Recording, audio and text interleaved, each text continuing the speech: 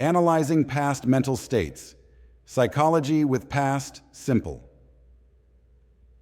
In the field of psychology, a key aspect of understanding an individual's mental state involves analyzing their past experiences and thought processes. One of the tenses commonly used in this analysis is the past simple tense. It allows us to describe events, actions, and states that occurred in the past, including past mental states.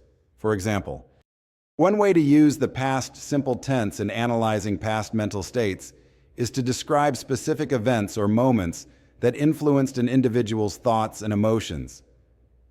Consider the following sentence.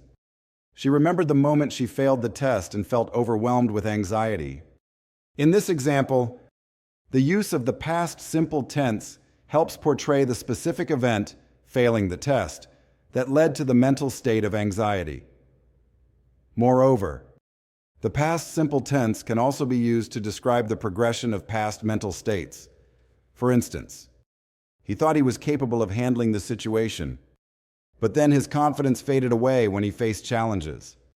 In this sentence, the past simple tense is used to show the shift in the individual's mental state from feeling capable to experiencing a loss of confidence. Furthermore, the past simple tense can be utilized to analyze past beliefs and attitudes that shaped an individual's mental state. For example, she used to believe that she was unworthy of love, which led to feelings of insecurity and low self-esteem. In this instance, the past simple tense is employed to illustrate the belief, being unworthy of love, that influenced the individual's mental state. In conclusion, the past simple tense is a valuable tool in analyzing past mental states in psychology.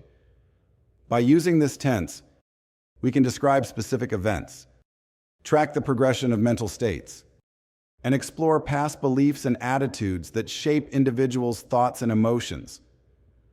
Understanding these past experiences and thought processes is crucial in gaining insight into an individual's current mental state and behavior.